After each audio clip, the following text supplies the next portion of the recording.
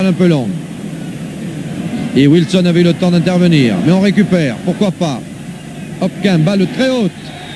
Il y avait une tête de Joly, mais qui a pris un coup au passage d'ailleurs. Joly a essayé de faire une tête un peu rabattue. Et il devait y avoir un genou italien qui traînait.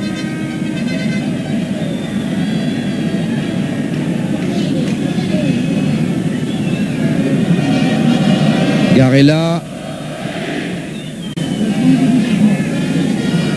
Giordano. Non, c'est Flack. Kravzik.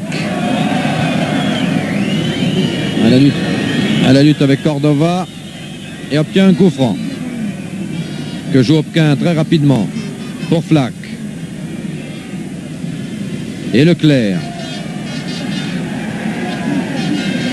Alors que Joly, lui, se trouve en position d'ailier gauche. On a préféré passer là-bas à droite pour Flack. Vous voyez que ce sont pratiquement maintenant les défenseurs qui jouent aux ailes.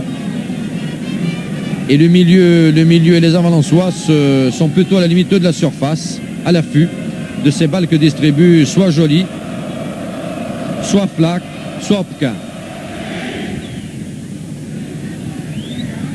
Et là on souffle un peu maintenant, et c'est bien normal après ce terrible premier quart d'heure qui a fait vaciller et même s'écrouler par moments la défense du Lazio de Rome. 2-0, je vous le rappelle, alors qu'on joue depuis 25 minutes maintenant en seconde mi-temps. 2 buts marqués par Didier Six. Les deux équipes sont à égalité sur l'ensemble des 2 matchs. Tout se joue maintenant au cours des 20 dernières minutes. C'est Agostinelli, le numéro 7, qui a brillé en première mi-temps, qui a donné la balle à Bodiani. Oui, les Italiens passent les balles un peu n'importe comment, mais c'est quand même Manfredonia maintenant qui est à l'attaque. Vous voyez qu'on peut être stopper dans une équipe italienne et attaquer, car si les Italiens marquaient un but à l'extérieur, qui compte, disons, double, c'est l'expression employée, eh bien il faudrait que les Lensois marquent ensuite 2 buts. Mais pour l'instant, ce sont toujours les Lensois qui dominent. Les Italiens, là, un geste de mauvaise humeur de Manfredonia. Et la touche pour Lens. On passe à nouveau par Leclerc. Le public s'est un peu tu maintenant. Il sent que ces joueurs ont besoin de souffler. Loin en avant à destination de Didier Six. Alors que Françoise a été fauchée, mais l'arbitre n'a pu le voir. Alors que Françoise est en train d'échanger des coups avec Guédine. Mais l'arbitre ne peut le voir car lui il suit l'action. Le juge de touche devrait signaler ce genre d'échauffourée entre les joueurs. D'Amico. Cordova. Attention à la contre-attaque. Il y a Giordano là qui est à gauche. Belle tête de Flack et ça repart par Kravzik. Et voilà Kravzik alors que les Romains se sont un peu dégarnis maintenant. Il y a même Leclerc qui est en attaque. Daniel Leclerc. Allez, Daniel, dit le public, il va centrer sans doute pour la tête de Françoise. Le gardien dégage, mais il y a Didier Six qui est là, mais qui va effectuer la remise en jeu à la touche, car il ne pouvait contrôler cette balle. Ça repart donc pour les Lensois, qui n'ont pour l'instant effectué aucun changement de joueur. Il faut dire qu'ils peuvent... Bouzira maintenant qui tire. Oh là là, le public ici a crié, il y est, non, de peu à côté. Le tir de Bouzira a été soudain. Certes, Garella était bien placé, mais on a cru à un moment que le but était marqué. Ça aurait été le 3e et peut-être le but de la qualification pour les Lensois. Alors que Garella, le gardien de but, attend le haut is du public pour dégager. Ça l'aide peut-être après tout, ce public lensois qui dans l'ensemble est très sportif, car il ne siffle pas l'équipe adverse. Il applaudit certes, il encourage ses joueurs, alors que Françoise vient d'obtenir une touche contre Manfredonia. Manfredonia qui le suit même au bord de la touche pour Kravzik, mais c'est Cordova qui contrôle la balle, mais en écartant Kravzik de la main, l'arbitre ne dit rien. On dégage, on trouve Joly. Quelle santé il a ce Joly. Marx maintenant en position d'ailier gauche, qui centre pour la tête de Françoise. Ah, la tête de Françoise au-dessus. Des buts gardés par Garella, mais c'était très bien joué. On a un peu l'impression, enfin on aimerait que Françoise marque un but. Vous voyez cette action. On la revoit, la tête de Françoise, mais trop au-dessus. Et Françoise est toujours là. Il fait un pressing sur la défense, il fait un match merveilleux. Même s'il ne marque pas de but, il mériterait d'en marquer un. Et il y a quelque chose d'ailleurs qui a changé par rapport à la première mi-temps, et c'est là où on voit la fatigue joue. Vous avez vu que Françoise était souvent battu de la tête en première mi-temps par Wilson, et maintenant c'est lui qui récupère toutes les balles de la tête.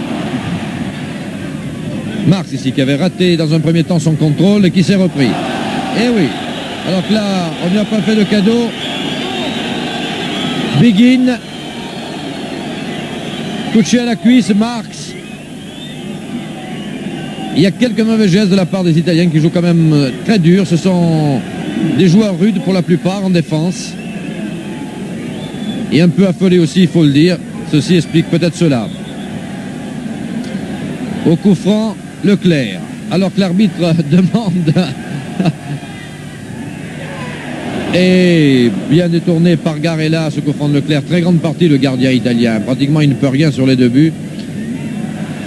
Mais sur toutes les balles hautes, il a été présente. Et Dieu sait s'il a été alerté souvent. Ce n'est pas comme Tempeh qui manifestement se morfond dans son coin, que vous ne verrez pas beaucoup ce soir, je présume. Mais qui s'en plaindrait? Sûrement pas les joueurs lensois, ni lui-même d'ailleurs. Voilà, et maintenant on applaudit en scandant de plus à plus vite. Une sorte de façon de faire comprendre à l'équipe qu'il faut pousser le rythme. Passion et proximité, toutes les valeurs de l'artisanat se retrouvent dans Terre de France. Moi, j'aime les paysages, les visages, les histoires. Chaque semaine, je vous emmène les découvrir en Terre de France. Rendez-vous le dimanche soir à 20h30 sur la télé de votre région. L'artisanat vous accompagne en Terre de France.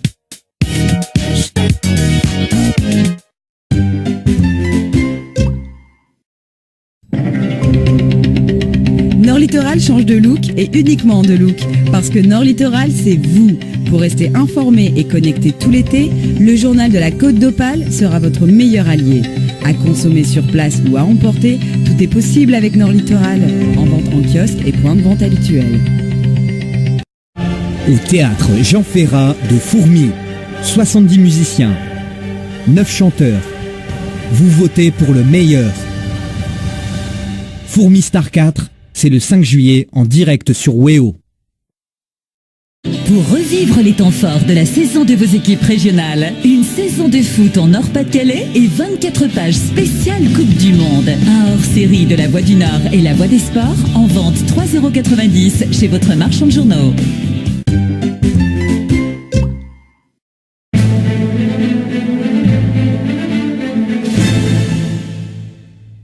Je pense que l'entraîneur Sovinski a dû leur dire du remplaçant le numéro 15 Garlas Kelly, car j'étais surpris qu'il ne joue pas au début de ce match.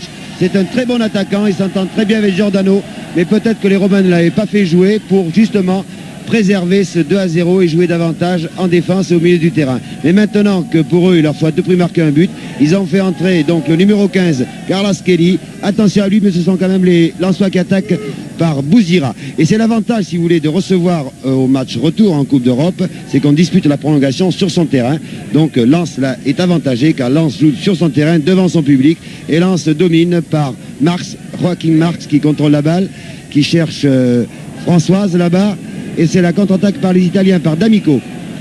D'Amico, un très bon technicien, un joueur qui relève de blessures, mais qui est, paraît-il, le futur patron de l'équipe d'Italie. Si l'Italie se qualifie pour l'Argentine, la Coupe du Monde, c'est D'Amico qui mènera sans doute le jeu des Italiens. Leclerc maintenant. Revenons au match, car demi-temps d'un quart d'heure, sans repos. Eli qui a remplacé Kravzik vers le milieu de la deuxième mi-temps. Kravzik qui n'a pas démérité du tout, mais il s'est tellement battu qu'il était fatigué. Bouzira maintenant, qui va chercher peut-être Marx qui est en position d'avant-centre ou Françoise. Didier Six, lui, est à l'aile gauche, à son poste. Flack maintenant. Ouais, pour la tête de Marx. Et dégagement des Italiens. Peguin, n'importe où. Le remplaçant d'Amoniachi. Tête de Joly. Très grand match lui aussi.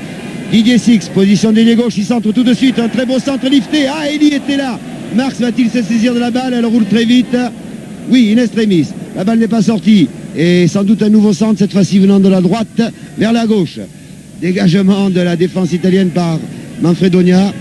D'Amico. Toutes les balles maintenant passent par D'Amico au milieu du terrain. Attention à Garaschelli et à Giordani qui sont au centre du terrain. Les Romains qui jouent maintenant avec deux avants de pointe. Toujours D'Amico aux prises avec Sab. D'Amico encore. Va-t-il aller tout seul? Leclerc est là, s'est interposé. Giordani qui cherchait Garaschelli, mais Tempeh va pouvoir dégager. Ah, les Italiens, c'est sûr, maintenant vont être dangereux avec D'Amico qui amène les balles pour ses deux compères, Giordani et Garaschelli. Mais c'est Lens maintenant qui attaque par Leclerc. Il y a quand même une certaine lenteur chez ces joueurs italiens malgré leur technique supérieure. Hopquin ici, qui arrive à passer, qui avait trouvé joli. Attention! Oh là-bas encore, oh, c'est pas possible! c'est pas possible le tir d'Eli. Une fois le poteau et une fois la barre. Ah, Eli est maudit. C'est incroyable, sur les ce poteaux. joueur qui est rentré en cours de partie, pratiquement à la fin, qui a placé un tir sur le poteau, un tir sur la barre. C'était vraiment une nouvelle occasion lensoise, ô combien dangereuse, à quelques centimètres près. Et ici, c'est Hopquin qui est touché.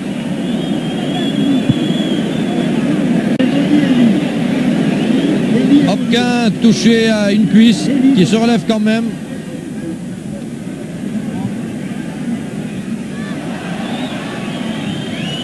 Aujourd'hui, du côté italien, maintenant, c'est un peu n'importe quoi. Regardez comment ces balles sont dégagées, pratiquement devant le but, avec tous les risques que cela comporte. Et on essaie de repartir. Et quand je vous disais tout à l'heure qu'ils sont relativement lents, ces Italiens, c'est dans la conception du jeu qu'ils sont lents, non pas individuellement, où ils vont souvent assez vite, mais c'est la façon de porter leur ballon, un peu trop longtemps souvent, et de concevoir leurs attaques. Attention à Lopez. Et très bon tir de Giordano de loin. Il a essayé.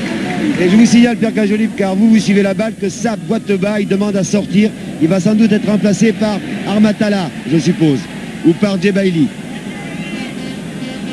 Marx, position d'ailier droit. Malgré le contre, Marx toujours. Il y a 3 Lensois au centre. En l'occurrence, il y avait Françoise, Six et Eli, qui chacun se sont procuré une occasion. Alors qu'effectivement, Saab sort. Il va être remplacé, je crois, par Djebaili.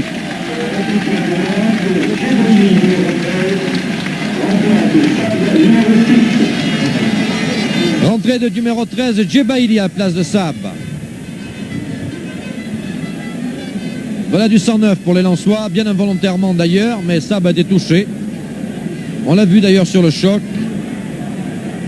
Il s'était relevé mais se tenait la cuisse droite. Effectivement, Saab maintenant qui est sur le banc de touche a du mal même à rentrer au vestiaire.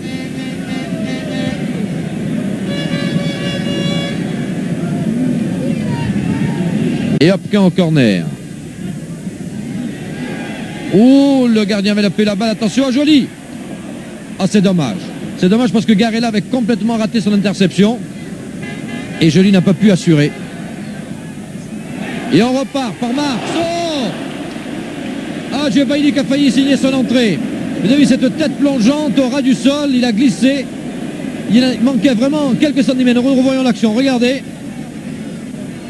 De rien, vraiment de rien. Ah, c'était beau pour ce joueur de réussir un but comme ça dès son entrée. Il manque vraiment un rien à chaque fois au Lensois pour pouvoir conclure. Attention à Marx. Et non, Marx qui obtient un nouveau corner au désappointement du public qui pensait, lui, à un éventuel penalty au cas où Marx serait laissé tomber, mais le joueur lensois n'a pas fait de cinéma. Marx au corner. Ah non, il y avait Bouzdira, mais devancé par Wilson. On récupère par Six, qui tend du pied gauche. Et une balle qui a rebondi devant le gardien, qui pouvait le tromper. Avec les dégagements de la défense italienne ne sont pas tout à fait assurés. Begin avait remis devant pour Garlaschelli, mais qui a eu du mal à se saisir de cette balle. Et c'est Didier Six maintenant qui en hérite.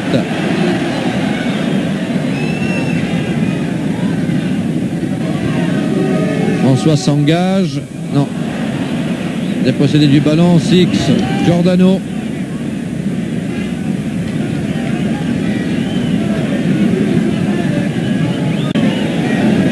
Les Italiens essaient de s'organiser. Ils sont 3 seulement devant. Bien sûr, D'Amico attend qu'ils soient en bonne position. Et Flack ne lui a pas laissé le temps d'ailleurs de distribuer cette balle.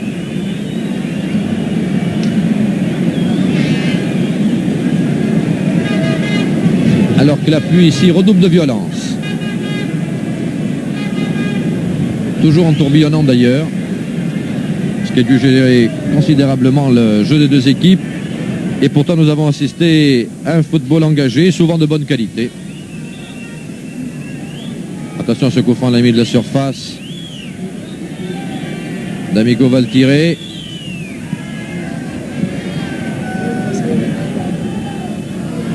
Galaschelli s'était précipité mais était dépassé par le ballon. Alors que les Italiens ne sont pas très contents et que Djebaili est parti. Six à sa droite. Djebaili essaie de passer. Avait bien réussi sur le premier Italien, mais ils étaient deux. Mais a récupéré. Il est frais, Djebaili, il vient de rentrer. Duel terrible avec Guedin. Wilson était venu à la rescousse. Leclerc, Djebaili. Tentative de 1-2 avec Leclerc. Et on récupère. Dès que l'Italien monte la balle, on peut récupérer. Ça repart par Joly, Leclerc. Alors là-bas sûrement.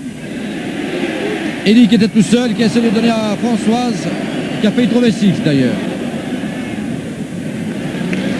Tempet. 10 minutes de jeu. 10 minutes de jeu et toujours 2-0 pour Lens. Égalité sur l'ensemble des deux matchs au cours de cette prolongation. La première mi-temps, 15 minutes et 15 minutes. Djebaili, l'homme frais, mais décidément Lens n'a pas de chance, car Lens aurait mérité de marquer ce troisième but. Peut-être va-t-il le marquer. Songez que Elie a tiré 2 fois sur la barre ou sur la transversale, alors que le gardien a été battu. Et toujours Marx. Françoise qui a essayé de reprendre la balle de la tête, mais le centre était un peu trop appuyé. Il pleut de plus en plus ici sur le stade de Félix Bollaert. Toujours 2-0 pour Lens.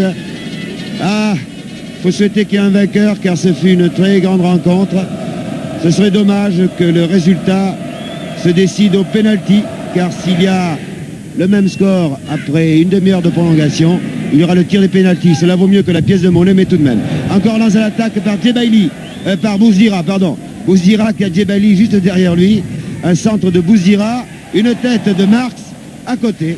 Les Lensois auront vraiment tout essayé. Ils ont tiré sur le poteau, sur la transversale. Ils ont raté de très peu des buts. Et on craint toujours cette contre-attaque des Italiens, qui n'arrive pas, vous me direz, heureusement. Mais les contre-attaques par D'Amico, par Giordano, par Galarcelli sont toujours dangereuses.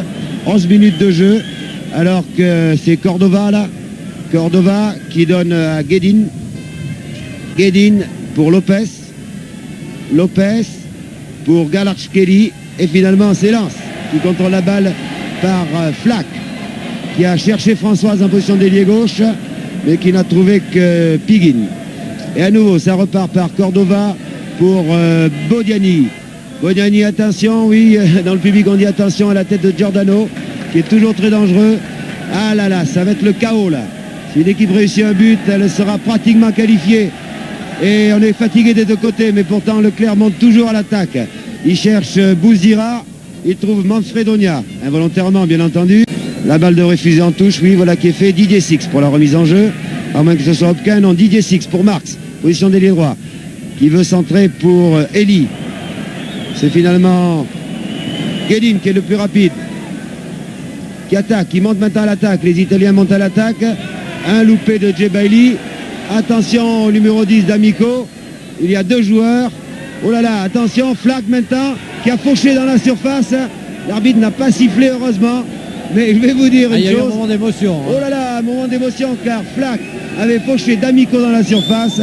Il y a un corner finalement, mais croyez-moi, on était vraiment à la limite du penalty. Et monsieur Diaz-Correa, je pense, n'a pas osé siffler un penalty à 2 minutes de la fin de la première mi-temps de la prolongation, alors que Lens a fait tout le jeu jusqu'à présent. Ça aurait vraiment été dommage que Lens ait été battu sur ce penalty, mais que voulez-vous, D'Amico allait très vite. Ils étaient 2 joueurs, alors que le corner va être tiré, oui, un peu en retrait. Attention au tir de Galarcelli, la balle sort, donc plus que 2 minutes à jouer et toujours 2-0 pour l'équipe de Lens, et bientôt la mi-temps de la prolongation. C'était bien fait d'ailleurs ce qu'attendait ici Galarcelli, que vous découvrez d'ailleurs là de dos. Une reprise à demi-volée, il a tenté le tout pour le tout. Et maintenant, on s'achemine vers pratiquement la fin de la première mi-temps des prolongations, en se demandant où peut pencher la balance. Il est certain que sur nos tests, sur les occasions, Lens mérite amplement d'obtenir ce résultat sur l'ensemble de matchs, mais la balle est ronde, bien entendu, et Six, lui, a tenté. plutôt Marx tenté du pied gauche à demi-volée. Le tir est un peu lointain quand même. Et Garella était là. On s'attend à ce que l'arbitre siffle le changement de camp. Et les Italiens demeurent dangereux malgré tout. Il ne faudrait pas trop les laisser jouer, attention. Et non, le centre de D'Amico, qui était à destination de Giordano, est arrivé en réalité pour Garella. Et Tempeh, lui, n'a pas eu de mal. Leclerc.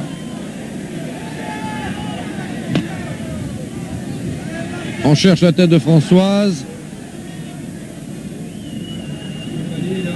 Bosdira était là.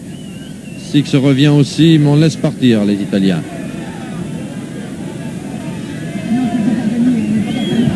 Guedin toujours. Pour Badiani. Porteur numéro 11, mais jouant très replié.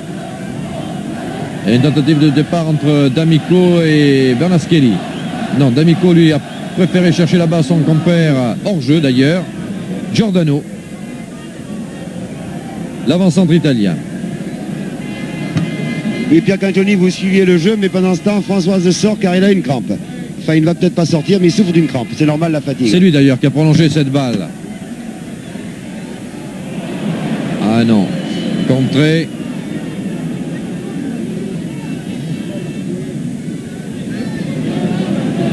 Et les Italiens, calmement presque dirait-on. On ne sent pas chez eux la fièvre de ces dernières minutes du premier temps des prolongations. Attention à Giordano. Toujours dangereux. Bernaschelli qui est frais lui.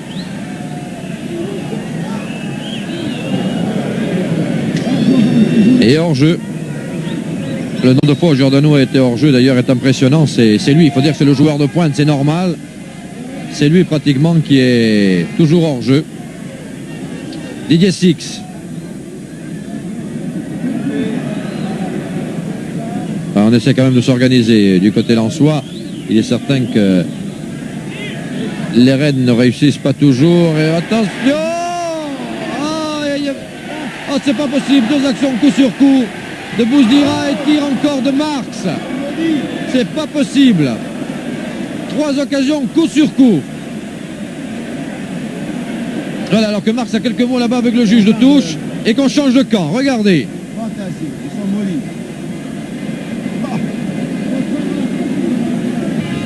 Voilà, cette fois-ci c'est parti. Je déclenche mon chronomètre. 15 minutes pour Lens.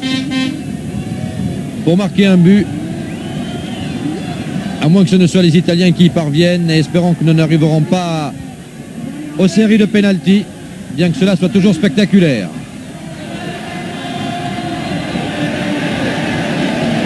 Marx en position d'ailier droit. Et c'était bien joué. Et dommage, Djebaili, mais qui n'a pas pu assurer son tir. Djebaili bien placé sur cette action, mais n'a pas pu assurer. Il faut dire qu'il pleut de plus en plus. Le terrain, bien entendu, ne s'améliore pas loin de là. Et les tirs et les contrôles sont de plus en plus difficiles. Et le public déchaîné. Cette fois-ci, un public à la britannique, chantant vraiment l'hymne de son équipe. Et ses encouragements. Djebaili de très très loin. Très très loin, alors que malgré tout, il y avait 4 Lensois devant.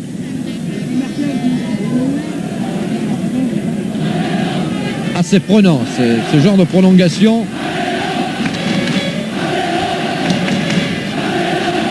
Un public déchaîné, une équipe lensoise qui maintenant doit mordre à pleines dents dans la partie.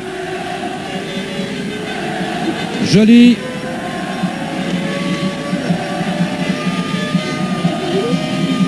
Bouzdira. Et là, il y avait deux Italiens dans Bernaschelli qui repart ici. Qui essaie de lancer pour Lopez.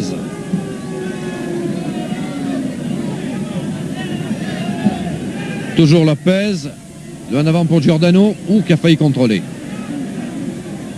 Ça, il ne faudrait pas que Giordano puisse contrôler ainsi et reprendre son pied gauche. Ça pourrait être très dangereux. Leclerc. Alors que Françoise appelait la balle. Et on a joué cette balle pour Marx en réalité, qui était à l'affût, qui était parti très vite sur l'aile. Ah, ça devient dur. Vraiment, il pleut très très fort, et ceci depuis le début de la partie. Mais maintenant, c'est plus abondant que tout à l'heure. Kvaratskhelia qui essaie de passer là et qui est contré. Tout simplement par Didier Six, qui était bien revenu. Le voici, Six. Pour Flack. Et oui, on essaie de combiner, mais malgré tout, Wilson, il s'était intervenu, l'Italien. Et D'Amico remonte cette balle.